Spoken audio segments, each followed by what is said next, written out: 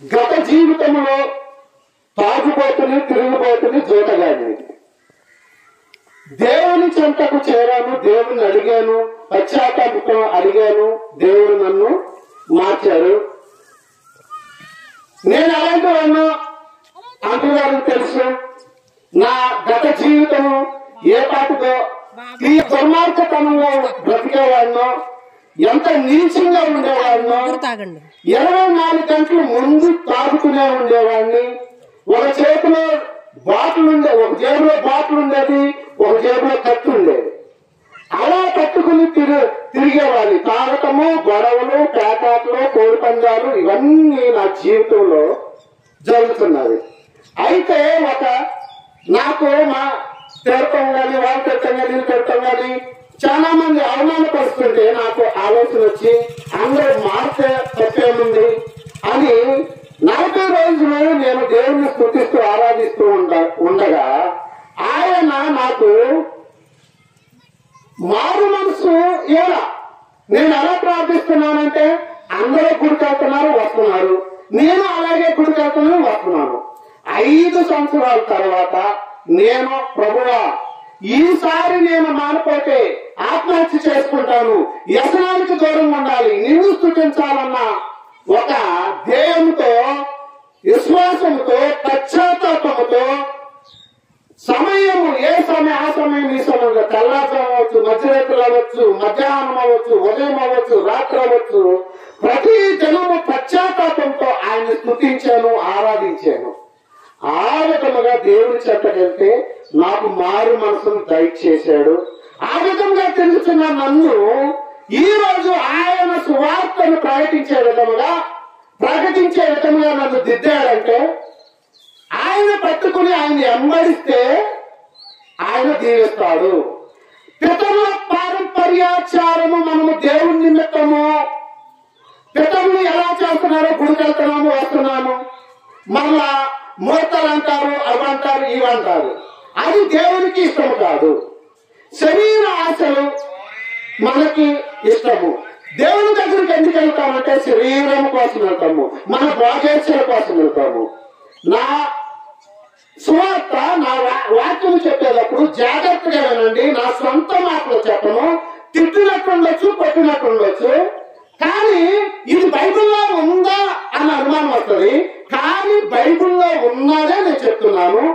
కొరింథీయులకు రాసిన మొదటి పత్రిక 15వ అధ్యాయము, కొరింథీయులకు రాసిన మొదటి పత్రిక 15వ అధ్యాయము 19వ వచనము.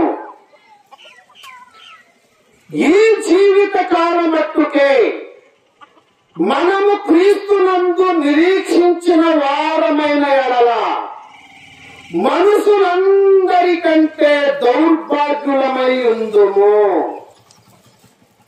వాక్యం అర్థమైందండి?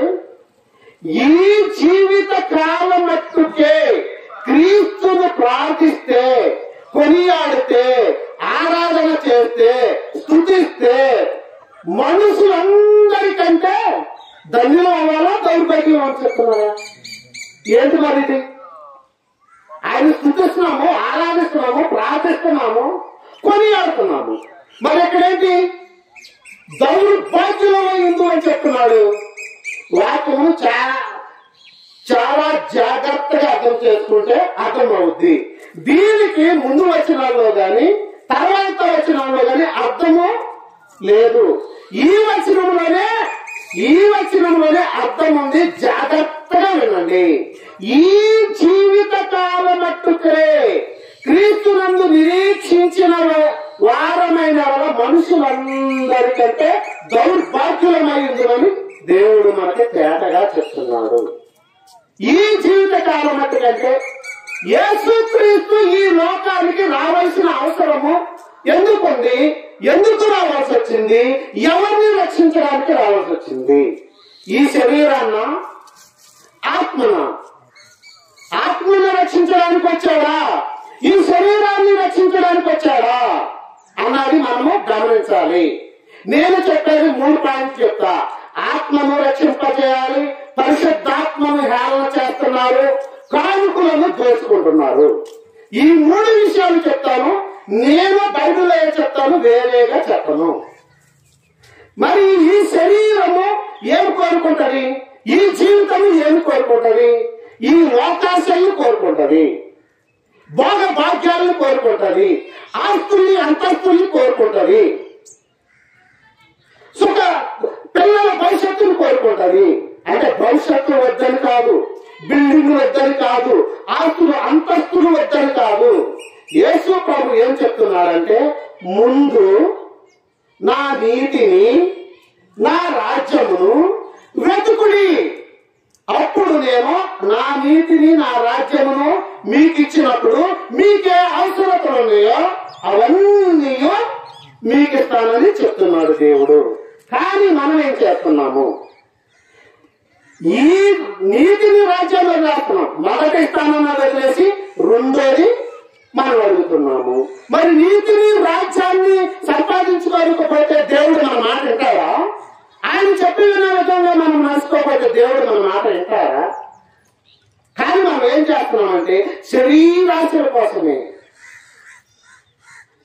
ఇప్పుడు సువార్థికులు కూడా అలాగే చెప్తున్నారు. ఆరోగ్యం బాగుంటలేదా? అయితే రా.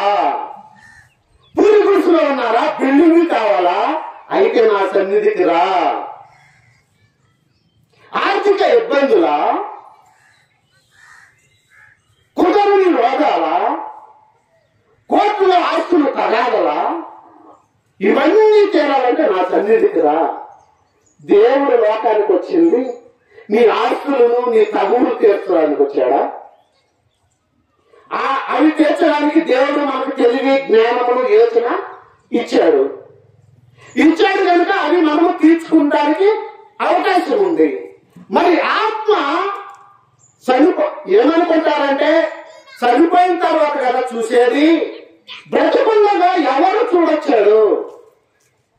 దయచేసి ఏమండి, ఎవరు డ్రింకులు తీసుకురావద్దు, ఎవరు కానుకలు తీసుకురావద్దు. దేవుడు మాకు ఇచ్చిన ప్రేరణ ఏంటంటే సువార్త ఉచితంగా ప్రకటించాలి. ఎందుకంటే సర్వ సృష్టికి వెళ్ళి సువార్తను ప్రకటించండి, రోగులను స్వస్థపరచండి, దెయ్యములు వెళ్ళబెట్టండి, చనిపోయిన వారిని లేపండి, కుంటి వారిని బాగు చేయండి, కుంటి వారికి కళ్ళ చేయాలని ప్రార్థన చేయండి. ఉచితంగా పొందారు కనుక ఉచితంగా చేయండి, దేవుడు పోషిస్తాడు. కనుక మనం ఏం చేయాలంటే నాకు ఇచ్చిన తలంపు అంటే కానుకలు వద్దని కాదు, మంచి బాధ చేసేవారికి కానుకలు దేవుడే ఇచ్చేటట్టు మనకు ప్రేరణ కలిగిస్తాడు. మా వరకు మేము కానుకలు తీసుకోం. కానుకలు సువార్త కాదు, మరి ఆత్మలను రక్షించడం కోసమే ఈ సువార్తను ప్రారంభించాము. కనుక చనిపోయిన తర్వాత కదా శిక్ష, ఎవరు చూసొచ్చాడో అనుకుంటాము. గలతీయులకు రాసిన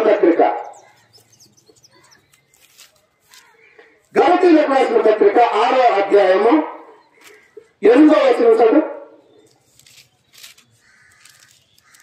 6వ అధ్యాయము 8వ వచనం. ఏలయనగా తన శరీరేచ్ఛలను బట్టి ఇత్తువాడు తన శరీరము నుండి క్షయమైన పంట కోయను. ఆత్మను బట్టి ఇత్తువాడు ఆత్మ నుండి నిత్య జీవము అను పంట కోయను. అదే ఏం చెప్తుందండి? శరీరము ఏచ్చలు బట్టి ఎత్తువాడు శరీరం నుండి క్షయమైన పంట కోయను. క్షయమైన పంట అంటే నశించిపోయేది, వ్యర్థమైనది, అగ్నిగుండము. వెళ్ళిపోయి ఎక్కడ పడతామంటే శరీరేచ్ఛలను మనము ఏచ్ఛలకి దేవుని స్తుతిస్తే వెళ్ళి అగ్నిగుండంలో పడతాము. ఆత్మానుసారంగా జీవించేవారు ఆత్మను రక్షించుకుంటారు. ఆత్మ నిత్య జీవమనే పంట కోసుకుని వెళ్ళి పరలోక రాజ్యంలో ఉంటాము. మరి ఆత్మను రక్షించుకుంటే మనకి ఒకటి కొంటే ఒకటి ఫ్రీ అంటారు కదా. శరీరేచ్ఛల కోసం ప్రార్థన చేస్తే శిక్ష, ఆత్మ గురించి మనము ప్రార్థన చేస్తే, ఆత్మ రక్షింపబడాలని ప్రార్థన చేస్తే ఆత్మ ఏం చేస్తుందంటే మన శరీరాన్ని తప్పు చేయకుండా, భాగ్యానికి వెళ్ళకుండా కాచి కాపాడద్ది. అంటే మనము శరీరం గురించి దేవుని స్తుతిస్తే దేవుడు కూడా వచ్చింది దేనికి? ఆత్మను రక్షించడానికే గనుక, ఆత్మను రక్షించడానికే గనుక మరి మనం ఆత్మల ద్వారా రక్షణ పొందితే శరీరం కూడా రక్షింపబడద్ది. అప్పుడు ఆయన నీతిని, ఆయన రాజ్యము వెతుకుతున్నాం కనుక మనకి అవసరతలు ఉన్నాయో అవన్నీ ఇస్తానంటున్నాడు.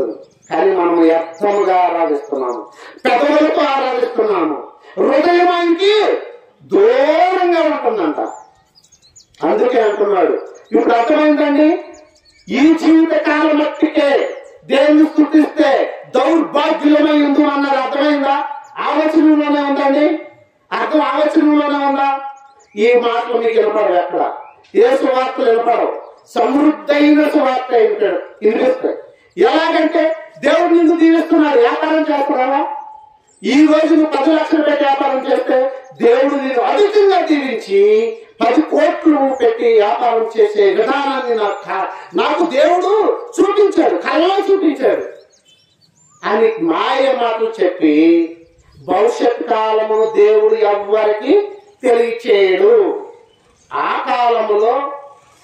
కాలములో బైబిల్ అందుబాటులో లేదు, ప్రవక్తల ద్వారా చెప్పించేవాడు. ఇప్పుడైతే చూద్దాము అపొస్తలుల కార్యము 17వ అధ్యాయము 30వ వచనం.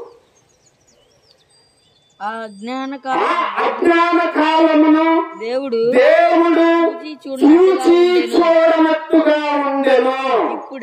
ఇప్పుడైతే అంతటను అందరును మారు మనసు పొందవలెనని మనుషులకు ఆజ్ఞాపించెను.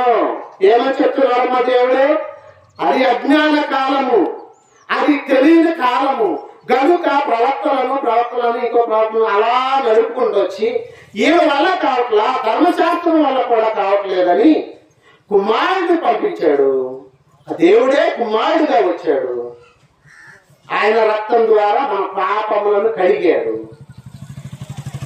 మనం ఏం చేస్తున్నామంటే మన పంది స్వభావం కలిగి కడిగినా కానీ మరలా బురదలోనే పొరుగుతున్నాం, అంటే పాపంలో కొట్టుమిట్లాడుతున్నాము.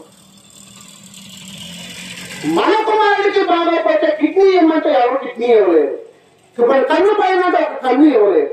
మన ఆయన మన కోసము ప్రాణమే ఇచ్చాడే.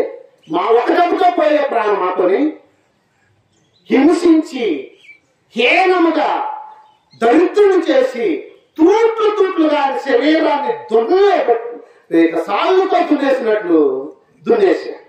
ఆ విధముగా ఆయన శరీరం ఒక్క రక్తము బొట్టు కూడా లేకుండా, నీరు కూడా లేకుండా ఆయన మన కొరకు చనిపోతే మనం ఏం చేస్తున్నాము? ఈ శరీరేచ్ఛల కోసము, ఈ బాధ్యతల నిమిత్తము. ఈ శరీరం ఎంతకాలం ఉంటుందండి? 70-80 సంవత్సరాలు ఉంటుంది. తర్వాత ఆత్మ యుగ యుగాలు ఉంటది. ఆత్మ యుగ యుగాలు ఉంటది కనుక దానికి అంతం లేదు. నరకంలో కాలుతూ ఉంటాము, లేకపోతే పరలోకంలో ఆహ్లాదకరమైన ఆకలి తప్పుకలేని, చీకటి లేని, కాంతివంతమైన లోకంలో ఉంటాము. మరి ఏది అవసరం? ఇప్పుడు మనము లెక్కలేసుకుంటే 80 సంవత్సరాలకి యుగ యుగాలకి లెక్క అయింది. ఏమన్నా ఖాళీ ఉంటుందా? 1%, 1/2%, గోరంతా సీమంతనా ఉంటుందా? మరి ఎందుకు ఈ శరీరం కోసం మనము దేవుణ్ణి ఇబ్బంది పడ, మనం ఇబ్బంది పడ, దేవుడు ఇబ్బంది పడ్డాం. దేవుడు మోసపోయి దేవుడు ఎక్కడంత పడడు. మరి మనం ఎలా? ఎందుకని ఈ శరీర వేచల కోసం మనం నడుచుకుంటున్నాము? ఈ శరీర ఏచలంటే సుఖంగా ఉండొద్దని కాదండి. ముందు దేవుడి మాటలు మనం వినాలి. మీరు అడుగుతున్నారే కానీ మీ బాధ్యతల యొక్క అడుగుతున్నారు, దేవుడి చిత్తానుసారం అడగట్లా. అందుకే మీరు పొందలేకున్నారని చెప్తున్నారు. అలాగే ఈ శరీరం గురించి కానీ ఆత్మ గురించి మనం ప్రార్థన చేస్తే మనకన్నీ ఈ లోకంలో ఇస్తాడు దేవుడు, పరలోకంలో ఇస్తాడు. ఈ లోకంలో కష్టాలు ఉంటాయి, ఆయన సిలువ ఎత్తుకుని ఆయన వెంబడించాలంటే. కానీ దేవుడు ఏం చేశాడో తెలుసా? కష్టాలు ఉన్నా గాని ఆ కష్టములను సంతోషముగా ఎదుర్కొనే శక్తినిస్తాడు. అది క్రైస్తవులైన మనము గమనించాలి. క్రైస్తవులైన మనము గమనిస్తే ఆ కష్టములు మనకి తృణప్రాయము. మనకి 10 లక్షల అవసరం ఉండొచ్చు, దేవుల్లో ఉంటే 10 లక్షల మంది దగ్గర లేవు. దేవుల్లో ఉంటే ఆ 10 లక్షలు ఎలా వస్తాయి, అవసరంతో ఎలా తీరుతాయి అని ప్రార్థన చేస్తుంటే పక్కన 1 కోటి రూపాయలున్నా ఆ 1 కోటి రూపాయల వైపు మనం చూడము, దేవుని వైపే చూస్తాము, ప్రార్థన వైపే చూస్తాము. దానికంటే మించిన జ్ఞానమును, తెలివిని, సమృద్ధిని ఇస్తాడు దేవుడు. అది ఎలా ఉండాలంటే ఆయన చిత్తాన్ని నెరవేర్చేవారుగా ఉండాలి. లోకానుసారమైన భక్తి పలికి కాదు. లోకంలో ఇష్టానుసారంగా తిరుగుతాము, అది కుదరదు. దేవుడు ఏం చెప్పాడంటే ఎక్కువ చెప్పలేదండి, అసలు ఎంత సింపుల్ గా చెప్పాడంటే దేవుడు అబ్రహాముల ఆయన కృపను పొందుకోవాలంటే, అంత నిరీక్షణ కలిగి ఉండాలంటే ఈ కాలంలో ఎవరైనా ఉంటారండి? ఉండారా?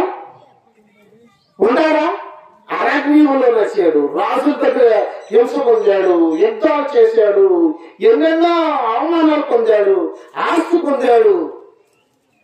అంత నిరీక్షణ ఉండగలుగుతామా మనం? ఏడు లాంటి నిరీక్షణగా ఉండగలుగుతామా? మరి ఏం ప్రార్థన చేస్తారు? అబ్రహాంకి ఇచ్చిన ఆశీర్వాదం అండి, 7కి ఇచ్చిన 2 ఫలాలు, 2 ఫలాలు కావాలంట. మనం ఏం వేలకు పెట్టాము? ఏం చేశాము? పుణ్యకార్యం చేశామా? ప్రార్థన చేశామా? బాప్తిస్మం తీసుకున్నామా? మారు మనసు పొందామా? దేవుణ్ణి అడగాలంటే ఈ అర్హతలు మనకు కావాలి. దేవుళ్ళు కడగబడాలి, పశ్చాత్తాపము పొంది, రక్షణ పొంది, బాప్తిస్మం తీసుకుని పరిశుద్ధాత్మను మనలో నింపుకోవాలి. అప్పుడు ఆయన మనలో ఉంటాడు, మనల్ని నడిపిస్తాడు. ఆయన దేవాలయం మనం ఉన్నాము, ఆయన మనలో నివసిస్తాడు. గుడి గోడల్లో దేవుడు ఉన్నాడు, గుండె గుడుల్లో దేవుడు ఉంటాడు. ఇంకా మోసేని తీసుకుంటే 40 సంవత్సరాలు ఆహ్లాదకరమైన జీవితం, 40 సంవత్సరాలు అరణ్యంలో నానా కష్టాలు, 40 సంవత్సరాలు ఈ జనాంగంతో మాటలు తింటూ నడిచిన వ్యక్తి. ఈ రోజు ఎవరైనా చేయగలరా? అలాగా ఉండగలరా? యేసేపులాగా రాణి కోరుకున్నా కానీ చిచ్చి అని నగ్నంగా పారిపోయాడు. తప్పు చేశాడా? ఈ రోజులో ఎవరైనా ఉంటారా? కానీ దేవుడు మన మీద కనికరించి మనకు 3 అంశాలు ఇచ్చాడు. 3 అంశాలు ఇచ్చాడు జాగ్రత్తగా నుండి. అపోస్తుల కార్యములో 15వ అధ్యాయము 29వ వచనము 28వ వచనము చదువుతున్నా. విగ్రహములకు అర్పించిన వాటిని, రక్తమును, గొంతు పిసికి చంపిన దానిని, జారత్వమును విసర్జింపవలెను. ఈ అవశ్యమైన వాటి కంటే ఎక్కువైన ఏ భారము మీ మీద మోపకూడదని పరిశుద్ధాత్మకును మాకును తోచెను. వీటికి దూరముగా ఉండుటకు జాగ్రత్త పడితిరా, అది మీకు క్షేమము, మీకు మేలు, మీకు క్షేమము కలుగును గాక. ఏమో చెప్తున్నాడు? 3 అంశాలు ఇచ్చాడు. విగ్రహాలు కట్టించింది తినకూడదన్నాడు, గొంతు పిసికి చంపినది తినకూడదన్నాడు. ఇంకోటి జారత్వము. జారత్వం అంటే ఏంటండి? జారత్వం అంటే ఏంటి? మొత్తము నాకే కావాలి, గొడవలు నాకే కావాలి, వ్యభిచారం నాకే కావాలి, జోగము నాకే కావాలి, తాగుడు నాకే కావాలి, ఎదటని దూషిస్తాం నాకే కావాలి, ఎదటని సొమ్మంతా దొబ్బేయాలన్నది నాకే కావాలి. జారత్వం అంటే అది. ఆ జారత్వం వదిలేసుకోవాలి. విగ్రహాలు అర్పించినది తినకూడదు, గొంతు పిసికి తినకూడదు. ఏది కోడిని దొరికి నా చిన్నప్పుడు చూసేది, ఇలా పిసికేసేసి కట్టేసి చేసేవాడు. అలా కూడా తినకూడదని దేవుడు చెప్తున్నాడు. ఈ భారం తప్పితే మీ మీద ఏ భారము పెట్టలేడు అన్నాడు. ఎంత దయా పూర్ణుడు, ఎంత దయగలిగిన దేవుడు. వాళ్ళకి అంత పూర్వమందు వాళ్ళకి అన్ని కష్టాలు పెట్టి మనకేం చేస్తున్నాడు? చిన్నది ఏమో మనం పని చేసుకుంటాం, వస్తాము, మన పని మనం తీసుకుని మన అవసరాలు తీర్చుకుంటాము. ఎదుటి వాళ్ళు పైకి వస్తే ఆనందిస్తే చాలు, మనలో కుళ్ళు కుసుతం అన్నీ ఉండవు. ఎదటి వాడు పక్కంటి వాడు పైకి వస్తే మనం ఆనందించామంటే అదే పరిశుద్ధత. ఎదటి వాడు పైకి వస్తే మనకు వచ్చేదేంటి? ఎంతో కొంత లాభమే ఉంటుంది. ఎదటి వాడు పాడైపోతే వచ్చేది మనకి ఏముంటది? ఏముండదు. పక్కింట్లో ఏం దొబ్బేదాలో చూస్తాం. అది మనం గ్రహించం. ఈ మానవం ఏం చేస్తామంటే మా ఒళ్ళు తిరుగుతుంది. ఎవడన్నా పైకి వస్తే ఎక్కడ దొడ్డుకొచ్చేసాడు, అడ్డగోలుగా కలిసి వచ్చింది అని వ్యాఖ్యానం చేస్తాం. అది కాదు జీవితం. ఎదట వారు పైకి వస్తే ఆనందించామా? దేవుని రాజ్యంలో స్వతంత్రించుకున్నట్లే మనము. ఎందుకంటే ఎదటి వాడు పైకి వచ్చినప్పుడు ఆనందిస్తే మనలో కుళ్ళు ఉండదు, ద్వేషం ఉండదు, అంటే వాట్లుగా జాగ్రత్తము మనలో ఉండదు కనుక దేవుణ్ణి స్తుతించిన వారం అవుతాము. అప్పుడు ఆయన మనకి ఆయన నీతిని, ఆయన రాజ్యాన్ని ఇస్తాడు. ఈనాటి బోధ కూడా చూద్దాము. ఈనాటి బోధకులు మనకి ఏమని చెప్తున్నారంటే ప్రశ్నించకూడదు. ప్రశ్నిస్తే ఏమొచ్చి తినేస్తాయంట? ఎలుగుబంట్లు తినేస్తాయి, లేకపోతే భూమి బద్దలై మింగేస్తుంది. సేవకులను మింగేస్తుంది అంటండి. సేవకులు నిందిస్తే, ఎలిషాని నిందిస్తే ఏం చేసింది? బోడివాడని నిందిస్తే ఎలుగుబంట్లు వచ్చి చీల్చేసింది అంట. ఎలిషా ప్రార్థన చేస్తే సూర్య చంద్ర నక్షత్రాలు ఆగిపోయింది. యోశువ ప్రార్థన చేస్తే సూర్య చంద్ర నక్షత్రాలు ఆగిపోయింది. మరి ఈనాటి సేవకుల్లో ఎవరైనా సూర్య చంద్ర నక్షత్రాలను ఆపగలిగిన వారు ఉన్నారా? మరి ఎందుకు ప్రశ్నించకూడదు? అబద్ధ బోధ చెప్పిన వారిని ఎవరినైనా ప్రశ్నించాలి. నా మాట కాదు, దేవుని మాట. పేతురు రాసిన రెండవ పత్రిక,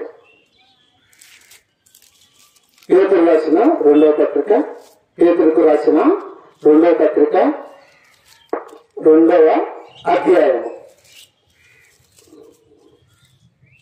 చూడండి. మరియు పేతురుకు రాసిన 2వ పత్రిక 2వ అధ్యాయము మొదటి నుంచి చదువుతున్నాం. జాగ్రత్తగా వినాలి, నా మాటలు కాదు. మరియు అబద్ధ ప్రవక్తలు ప్రజలలో ఉండిరి, అటువలనే మీలోనూ అబద్ధ బోధకులు ఉందరు. వీరు తమ్మును కొనిన ప్రభువును కూడా విసర్జించి తమకు తానే శీఘ్రముగా నాశనము కొనుకొచ్చు నాశనకరముకు భిన్నాభిప్రాయములను రహస్యంగా బోధిస్తున్నారు. ఏమండి, పాస్టర్లకి రహస్యంగా బోధించవచ్చండి? నాశన కర్మకు భిన్నాభిప్రాయములను రహస్యంగా బోధిస్తున్నారు. అలాంటి దౌర్భాగ్యులు ఉన్నారండి? అలా రహస్యంగా బోధించే వాళ్ళు ఉన్నారా? వింటున్నాం, యూట్యూబ్ లో అట్లా వింటున్నాం. రహస్యంగా బోధిస్తున్న స్త్రీలకి రహస్యంగా, స్త్రీలకు ఒంటరిగా బోధిస్తారంట. వాళ్ళు ఎలాంటి వారంటే, మరియు అనేకులు వారి పోతురి చేష్టలను అనుసరించి నడుతురు. వీరిని బట్టి సత్య మార్గము దూషింపబడును. వారు అధిక లోతులై కల్పనా వాక్యములు చెప్పి మీ వలన లాభము సంపాదించుకొందురు. ఉందండి, బైబిల్లో ఉందా? వింటారా ఈ మాటలో? దొంగ పాత్రలు ఉన్నారా? దొంగ సువార్తికులు ఉన్నారా? మన వలన లాభము సంపాదించుకోవాలని సువార్త చెప్తారంట. ఏ సువార్త చెప్తారు వాళ్ళు? బైబిల్లోనే చెప్తారు. సమృద్ధైన సువార్త చెప్తారు. ఆ సమృద్ధి సువార్త కూడా చెప్తున్నా ఏనండి. మత్తయి సువార్త 10వ అధ్యాయము 7వ వచనం. మత్తయి సువార్త అధ్యాయం 7వ వచనం. వెళ్ళుచు వెళ్ళుచు పరలోక రాజ్యము సమీపించి ఉన్నదని ప్రకటించుడి. వెళ్ళుచు పరలోక రాజ్యము సమీపించి ఉన్నదని ప్రకటించుడి. రోగులను స్వస్థపరచుడి, చనిపోయిన వారిని లేపుడి, కుష్ఠరోగులను శుద్ధులుగా చేయుడి, దయ్యమును ఎల్లగొట్టుడి. ఉచితముగా పొందితిరి గనుక ఉచితముగా చేయాలి. దేవుడు ఏం చెప్తున్నాడంటే ఉచితంగా చేయమన్నాడు. ఏం చెప్పను, ఏం ప్రకటించమన్నాడు? పరలోక రాజ్యము సమీపించి ఉన్నది కనుక సువార్తను, దేవుని వాక్యమును ప్రకటించమంటే ఆ ప్రకటించేటప్పుడు వచ్చిన వారు లో అనేకమైన అనారోగ్యం గలవారు, కుంటువారు, మోగవారు, చెవిటివారు ఉంటే వాళ్ళని స్వస్థపరచమంటే ఇప్పుడు కాలం ఏమవుతుంది తెలుసా? అది చెప్పట్లా. చేయమన్నది చెప్తున్నారు, ప్రకటించమన్నది ప్రకటించట్లా. సువార్తకు వచ్చిన వారిని స్వస్థపరచమని చెప్పాడు దేవుడు. ఇక్కడ ఏం చేస్తున్నారు? చేయమన్నది చేయట్లా, ప్రకటించమన్నది ప్రకటించట్లా. ఎప్పుడు సువార్త అయిన తర్వాత చేయమన్న దాన్ని ప్రకటిస్తున్నారు, సువార్తలో చేసేది. ఈ సువార్త ఆత్మలను రక్షించదు. క్షయమైన ఆహారం కొరకు కష్టపడకుడి, నిత్య జీవము కలుగు చేయు ఆత్మ గురించి కష్టపడమన్న దేవుడు. అవునా కాదండి? మరి ఇక్కడ ఎలా ఉచితంగా పొందారు కనుక ఉచితంగా స్వస్థపరచు, ఉచితంగా చేయాలనుకో. అలా జరుగుతుందండి? లేదు. మీ వ్యాపారం అభివృద్ధి చెందుద్ది, దేవుడు నాకు దర్శనంలో చూపించాడు అని దొంగ బాగు చేస్తూ మన దగ్గర డబ్బులు గుంజేస్తున్నారు. ఏమనంటే పరీక్షించొద్దు, ఎవరిని పరీక్షించొద్దు. పరీక్షిస్తే దేవుడు చెప్పిస్తాడు. ఎక్కడా లేదండి, ఎక్కడా లేదు. ఏది దొంగ బాధో, ఏది సత్య సువార్తో తెలుసుకోవాలి. చెప్పినోడు బాగా ఉంటాడు, ఆ తప్పు సువార్తకైతే మనం కూడా అంతో పాటు నరకంలోకి వెళ్ళిపోతాం. కనుక మనం ఏం చేయాలంటే వాక్యము విన్నది చదువుకోవాలి, నెమరు వేసుకోవాలి, తినాలి. తింటే అప్పుడు దేవుని రాజ్యం ఏంటో, నిజం చెప్పాడా అబద్ధం చెప్పాడా అన్నది మనకు తెలుస్తుంది. కానీ మనకు అది అవసరం లేదు. సమృద్ధి 4 మాటలు చెప్తే నీ వ్యాపారం అభివృద్ధి చెందుద్ది, నీ ఎకరం 80 బత్తాలు అవుద్ది, నీ 1000 పంట అభివృద్ధిగా 2 క్వింటాలు వచ్చేస్తుంది అని ప్రార్థన చేస్తే సరిపోతుంది. అలా వద్దని ఎవరో చెప్పట్లేదు, అన్ని ఇస్తాడు దేవుడు. ఇవన్నీ వద్దని ఎవరు అంటలేదండి, కానుకలు వద్దని ఎవరు అంటలా. కానీ కానుకల కోసమే ప్రార్థన చేస్తున్నారు. సువార్తను మార్చేశారు. ఆత్మను రక్షించాలి, ఆత్మను రక్షించుకోండి. ఇది శరీరం అశాశ్వతమైనది, ఇది కొంతకాలం ఉంటుంది, ఇది మట్టిలో కలిసిపోద్ది. ఆత్మ మట్టిలో కలిసిపోదు, యుగయుగం ఉంటుంది. ఆత్మను రక్షించుకోలేయా? నువ్వు రక్షింపబడతా, నీ పిల్లలు రక్షింపబడతారు. నేను రక్షింపబడ్డా, నేను వడ్రింగ్ పని చేస్తానండి. ఆస్తి మొత్తం తగలేస్తాం, జోగాలు వీళ్ళన్నిటికీ వడ్రింగ్ పని చేస్తాం. మా ఊర్లో రైతులందరూ పెట్టుబడి పెట్టాలండి మేము, అందరికీ తెలుసు. అలాంటి ఆస్తి అంతా తగలేస్తాం. దేవుడు తెలుసుకున్నాక దేవుడు అంటు పెట్టుకున్నాను.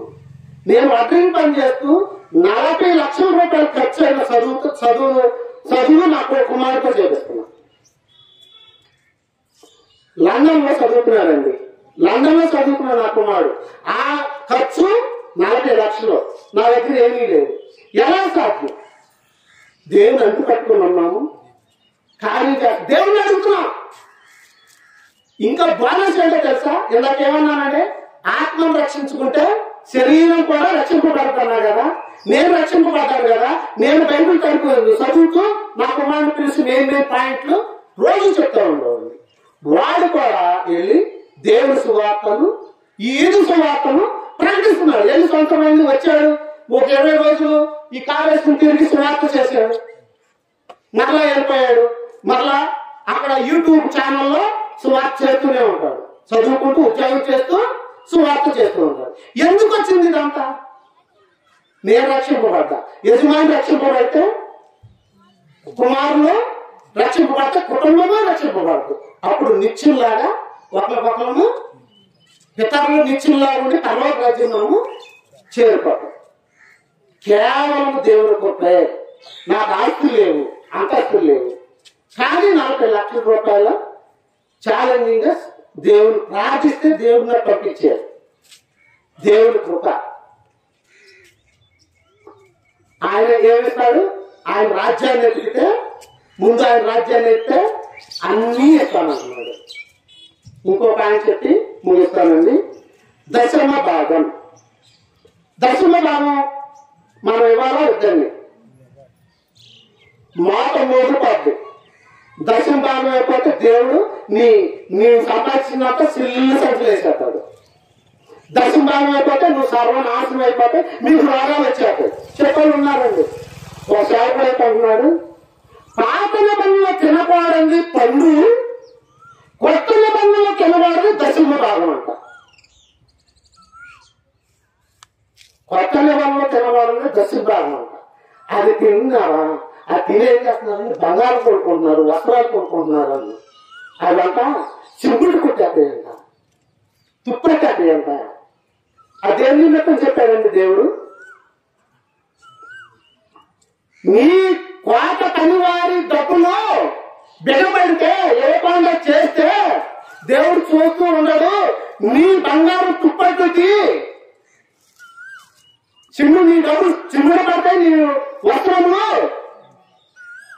అని చెప్పాడా లేదండి? వీళ్ళు ఏం చెప్తున్నారు? ఈ బోధకులు ఏం చెప్తున్నారు? తినకూడదంట. చూద్దామండి. ఇది మనం ఎవరమండి? మనం ఎవరు? అన్య జనాంగమా, ఇజ్రాయేలమ్మా? ఇది మనము కరెంట్ పోయిందా లేకపోతే అది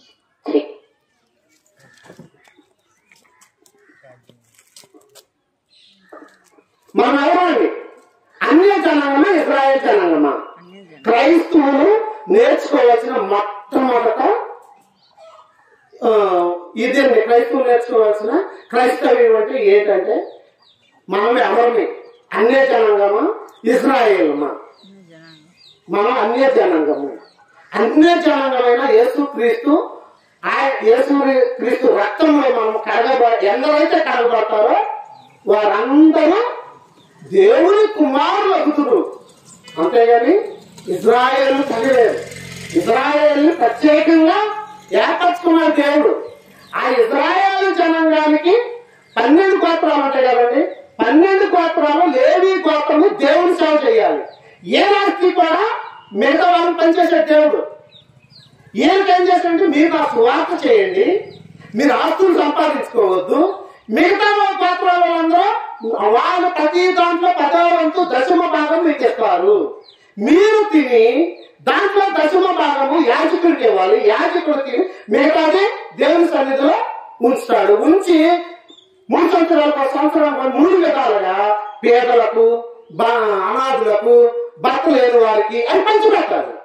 ఆ విధంగా దేవుడు దశమ భాగాన్ని ఇచ్చాడు. ఎందుకు ఇచ్చాడు? దేవుని సేవ చేస్తున్నారు. ఇప్పుడు మనం వెళ్ళి కూర్చొని ప్రార్థన చేసుకోవచ్చు లోనకెళ్ళిపోయి. అప్పుడు ఇజ్రాయేల్ లోనకెళ్ళి ప్రార్థన చేస్తే చచ్చిపోతారు. ఇప్పుడు ఆ లోనకి వెళ్ళకూడదండి. అందుకు ఆ బాధ అంతా ఈ లేని వాళ్ళు యాజకుల మీద వేసుకుంటారు. ఒకరు ఈలు తేడా చేస్తే ఆ పాపం మీదకి వచ్చి చనిపోతారు. వాళ్ళు బలిస్తారు. ఆ తెచ్చిన పాపాలకి ఇది తీసుకెళ్లి బలిస్తారు కనుక ఆ దశమ భాగము వాళ్ళకి ఇవ్వాలి. మరి బలిస్తే దశమ భాగం అండి. అప్పుడు యాజకులు కోడినో, గొర్రెనో, మేకనో, ఎద్దునో బలిస్తారు. ఎవరు బలిస్తారు అనుకున్నారు? కట్టుకొని ఉండరండి. ఈ యాజకులే. ఈ యాజకులు దాంట్లో నుంచి శ్రేష్టమైన ఒకరు తీసుకుని వాళ్ళకి తీసుకుంటారు. అది తర్వాత వాళ్ళకి సొంతం జరుగుద్ది. కనుక మనము అర్థం చేసుకోవాలి. ఎవరికి ఇచ్చారు ఇది దశమ భాగం? ఇజ్రాయేల్ జనాంగానికి, లేవి గోత్రానికి దశమ భాగం ఇచ్చారు. కొత్త నిబంధన ప్రకారము రూపాయలు ఇస్తావా, 1,00,000 రూపాయలు ఇస్తావా, 100 కోట్లు ఇస్తావా? ఇచ్చేది మనస్ఫూర్తిగా ఇవ్వాలి. ఇది కట్టుబాటు. అంటే కట్టుబాటు ఉండడానికి ఇస్తారు, లేకపోతే ఎవరు? అది కట్టుబాటు ఎవరికి? ఇజ్రాయేల్ జనాంగానికి. లేవి గోత్రము దేవుని సేవ చేస్తున్నారు కనుక వాళ్ళకి అది. ఏం చెప్పారు? మళ్ళా మీరు నా సేవ చేయడం వాళ్ళు ఇస్తారు. మీరు రూపాయి సంపాదించుకోవద్దు, మీ స్వాస్థ్యము నేనే. మరి ఇప్పుడు ఎక్కడన్నా కసిబాగొద్దని ఎక్కడన్నా చెప్తున్నారండి? అంటే కానుకలు వద్దని కాదండి అక్కడ అర్థము. ఇచ్చేది ఎలా ఇవ్వాలి? మనస్ఫూర్తిగా ఇవ్వాలి. మీరు దశమ భాగం దొంగిలిస్తున్నారు, దేవుడు మీకు నష్టపడుతున్నాడు అని చెప్తున్నాను. వాక్యము అది కూడా మేము రుజువుగానే చెప్తామండి. సంఖ్యాకాండం 18వ అధ్యాయం. నోటి మాటగా చెప్తే కుదరదు. ఏదైనా వాక్య రూపంలో చెప్పాలి, ఎవరైనా అడగచ్చు. చదువమ్మా చెప్తా. 18వ వచనం 20వ వచనం. మరియు యెహోవా అహరోనుతో ఇట్లా నేను వారి దేశంలో మీకు స్వాస్థ్యము కలుగదు, వారి మధ్యను మీకు పాలు ఉండదు. ఇశ్రాయేలీయుల మధ్యను నీ పాలు నీ స్వాస్థ్యము నేనే చెప్పాడండి దేవుడు. చూద్దాం, ఇంకా చూద్దాం. 22 నుంచి 22వ వచనం నుంచి. ఇశ్రాయేలు పాపము తగిలి శాపముండునట్లు వారు ఇక మీదట ప్రత్యక్షపు గుడారములకు రాకూడదు. ప్రత్యక్ష గుడారానికి వెళ్తే అంటే దేవుడు సన్నిధికి వెళ్తే సరిపోతారు లోకాలు వాళ్ళు. అయితే లేవీయులు ప్రత్యక్షపు గుడారము యొక్క సేవ చేసి వారి సేవలోని దోషములను తామే ఉత్తమవాదులై ఎందురు. ఇజ్రాయేలు భారమంతా శాపమంతా వాళ్ళ మీద వేసుకుని ఆ బల్లి వచ్చేసరికి వీరికే అవకాశం ఉంది. వాళ్ళు చనిపోరు, ఏదో తప్పు చేసి వీరు చనిపోతారు. అది అందుకు దేవుడు వాళ్ళకి దశమ భాగాన్ని నియమించాడు. ఇది జాగ్రత్తగానండి. ఇజ్రాయేల్ మధ్య నువ్వు వారికి శ్వాసమేమీ ఉండదు. ఇజ్రాయేల్ మధ్య వారికి శ్వాసం ఉండదు. ఆయనే దేవుడే ఆయనకి శ్వాసము. ఇది మీ తరములకు నిత్యమైన కట్టడ. ఎవరికి నియమించారంటే ఇది ఇజ్రాయేల్ జనాంగానికి కట్టడ. దాన్ని ఏం చేసుకుంటూ వచ్చారంటే చెప్పుకుంటూ దశమ భాగం తీసుకుంటే ఆస్తి సంపాదించుకోకూడదుగా. దేవుని సువార్త యేసుక్రీస్తు సువార్త ఏం చెప్తుందంటే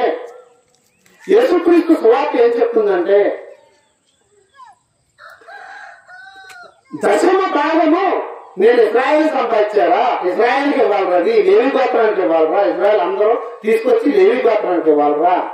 ఎప్పుడైతే నేను మీరు ఇచ్చే కానుకలు మనస్ఫూర్తి ఇవ్వండి, 50 ఆస్తి ఇచ్చేయండి. దశమభాగం ఒక మూలండి. ఇచ్చేవాళ్ళు ఇస్తే 50 ఆస్తి ఇచ్చే, లేకపోతే 2 కాసులు చెప్పారండి దేవుడు. 2 కాసులు ఇచ్చిన ఎదరోళ్ళు ఏమన్నారు దేవుడు? జీవనంతా ఇచ్చేసింది అన్న. అంటే ఆ ఆస్తి మొత్తం ఇచ్చేసింది. అంటే ఆమె ఉంటే అంత ఇచ్చేస్తుంది అనమాట. అంత మనసు కలిగి ఉందన్నమాట. దేవునికి కానుక అలా ఇస్తే ఇంపుగా ఉంటుంది. ఆ కానుక ఇచ్చుకోవడం మనం ఏం చేస్తాం తెలుసండి? 10 లక్షలు ఇచ్చామనుకోండి, 1 కోటి రూపాయలు దేవుడు ఇస్తారు. దశమ భాగం ఏమండి 100 రూపాయలు ఇస్తారని ఉందండి. అది ఇజ్రాయేల్ జనాంగానికి అది రుబ్బుతారు. మనకు 100 రూపాయలు ఇచ్చేది దేనికి ఇవ్వాలంటే మనకు దేవుడు మళ్ళీ ఇచ్చేస్తాడు కాదు. దేవుని సువార్త ప్రకటింపబడడానికి మనం కానుకలు ఇవ్వాలి. దేవుని సువార్త ప్రకటించడానికి కానుకలు ఇవ్వాలి. ఇచ్చిన దాన్ని మనం ఆశించకూడదు.